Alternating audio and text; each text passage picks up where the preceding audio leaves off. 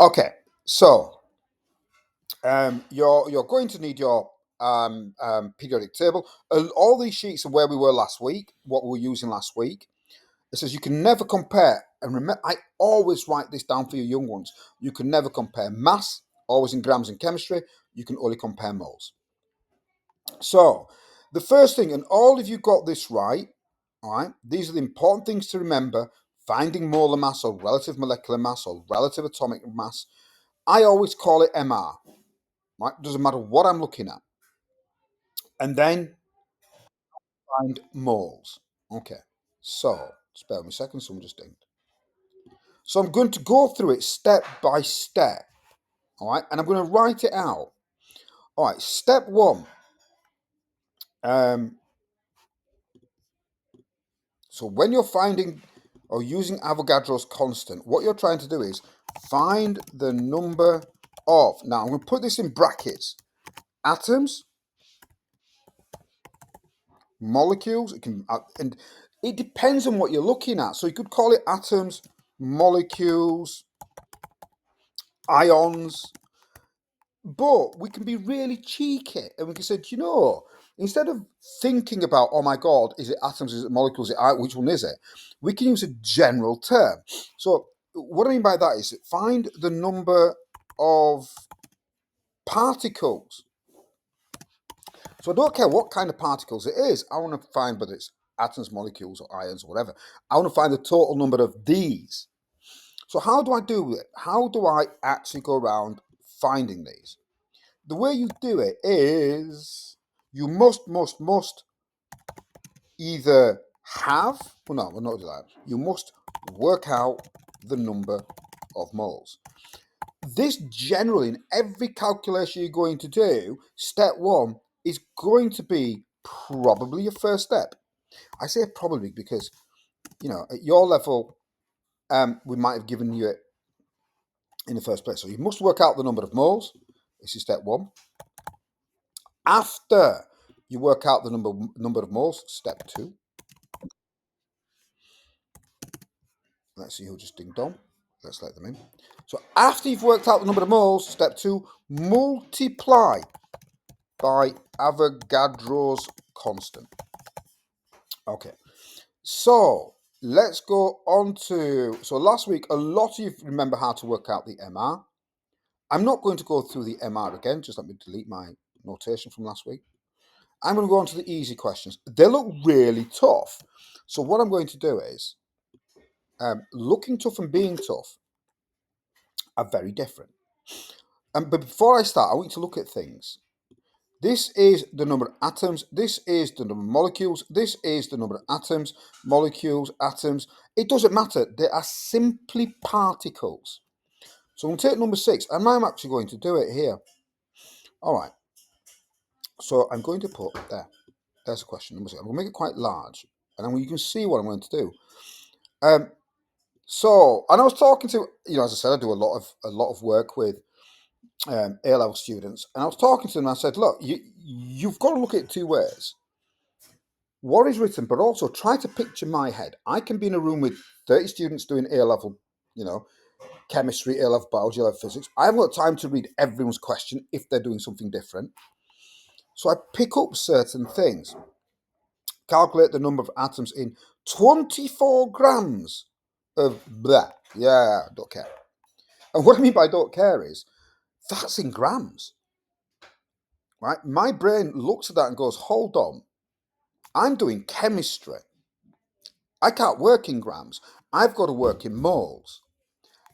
This is the main key word that pops in my head. I then look at it and go, aha, if I'm converting in grams, I've got to know what I've got. Well, I've got carbon. So step one.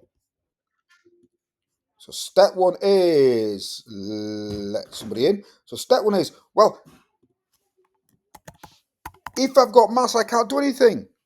I must convert to moles. I have to, must convert to moles. Well, how do we do that? And again, I don't expect you to remember all this. To calculate moles, we do mass divided by MR.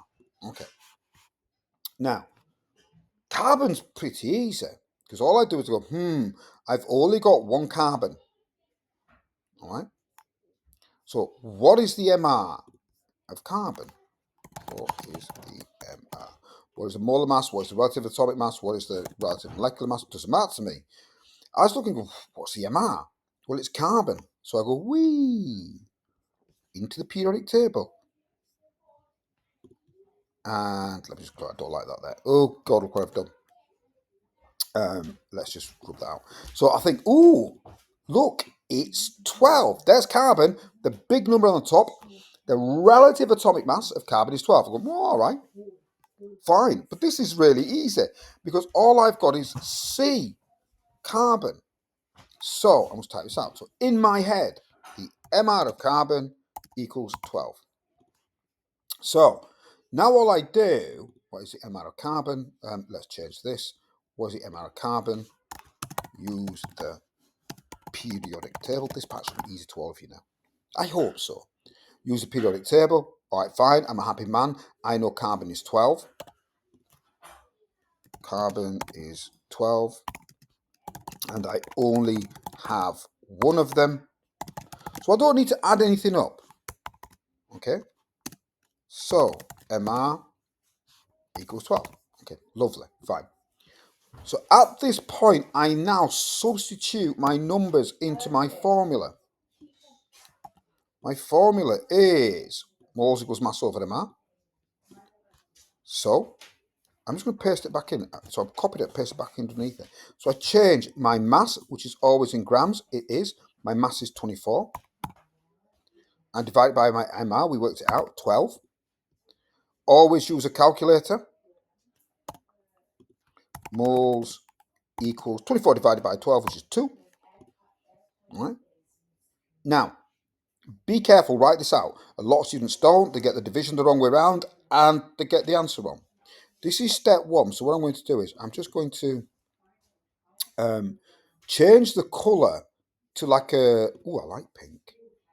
Let's do it bold and let's make it bigger. Oh, got a bit too big. All right, so step 1, a tiny bit bigger. Oh, God, that went smaller. Step 1 must convert to moles. And we've done it, and there you can see my step-by-step thinking and my calculation.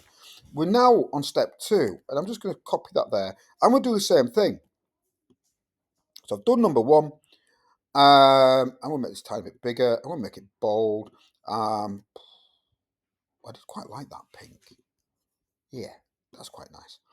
Okay, so let's put this down. Let's actually make this bigger as well, because this is my final answer for step 1.